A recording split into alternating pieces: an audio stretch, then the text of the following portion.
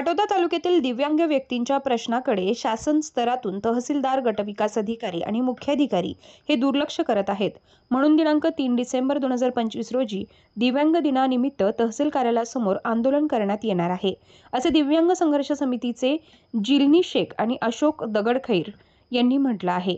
पुढे ते म्हणाले की दिव्यांग बांधवांच्या विविध प्रश्नांवर तात्काळ कार्यवाही करण्यात यावी, नसता जागतिक दिव्यांग दिनी दिनांक 3 डिसेंबर 2025 वार बुधवार या दिवशी तहसील कार्यालयासमोर योग्य प्रकारचं आंदोलन करण्यात येईल, याची नोंद घ्यावी, असं निवेदनात जिलानी शेख अशोक दगडखैर, वैभव देशमुख, दत्ता कदम, बजरंग लांडगे, बापू पावसे, हनुमंत काळुशे, बांगर संतोष गुंजाळ, शेरे कांकरिया, कैलास मकाळ यांनी म्हटलं आहे. याच्या वतीने तहसील कार्यालय पाटोदा व पंचायत समिती कार्यालय पाटोदा इथे निवेदन देण्यासाठी सर्व दिव्यांग बांधव एकत्र आलो आहेत. तरी आमच्या मूळ मागण्या आहेत. आमच्या दिव्यांगाचं जी पेन्शन आहे, जे शासनाने आम्हाला 2,500 रुपये पेन्शन लागू केले, ते आम्हाला आतापर्यंत भेटलेलं नाही. ते आज पूर्वीप्रमाणे 1,000च भेटते. तर जी आमचं वाढीव पेमेंट आहे 1,500 रुपये ते शासनाने आम्हाला देण्यात यावे. दुसरा मुद्दा आहे, जे आमचे घरकुल, दिव्यांगाचे घरकुल विना प्रत्येक दिव्यांगांना घरकुल मिळालंच पाहिजे. कोणतीही अट नसता, फक्त दिव्यांग ही अट सोड लावता दिव्यांगाला घरकुल देण्यात यावे. तिसरा प्रश्न आहे आमचा अंत्योदयचा.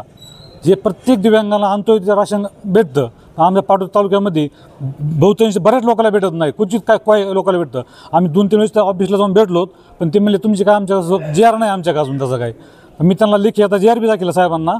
ते म्हणले पाहू, तुम्ही पुढे 2 जणांनी अर्ज केले आम्ही, तरी आम्हाला अजून अंत्योदयाचं राशन वाटप झालेलं नाही.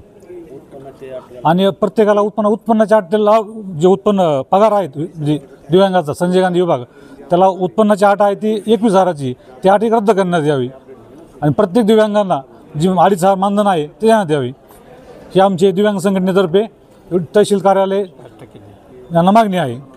आणि आमचा जे पंचायत समितीचा 5% निधी आहे 2019 पासून आम्हाला वाटप केलेलं नाही. 2019 पासून जी निधी आमचा आहे शासनाच्या सर्क्युलरप्रमाणे ते प्रत्येक दिव्यांगांना त्यांच्या सर्क्युलरप्रमाणे त्या पाटोदा तालुक्यात प्रत्येक दिव्यांगांना देण्यात यावा, ही आमची एवढी मागणी आहे. आज संघटनेच्या वतीने आम्ही तहसीलदार यांना निवेदन देण्यासाठी इथं आलेलो आहोत. आम्ही 3 डिसेंबर जागतिक अपंग दिना दिवशी दिव्यांगाचे प्रश्न जर सोडले नाही तहसीलदार यांनी, तर आम्ही 3 डिसेंबर ह्या जागतिक दिनानिमित्त ह्या तहसील कार्यालयासमोर एक आंदोलन करणार आहोत. आणि दिव्यांग व्यक्तींचे प्रश्न जसे की पाटोदा पंचायत समिती अंतर्गत 5% निधी हा गेली कमीत कमी 5 ते 6 वर्षापासून तो वाटप झालेला नाही.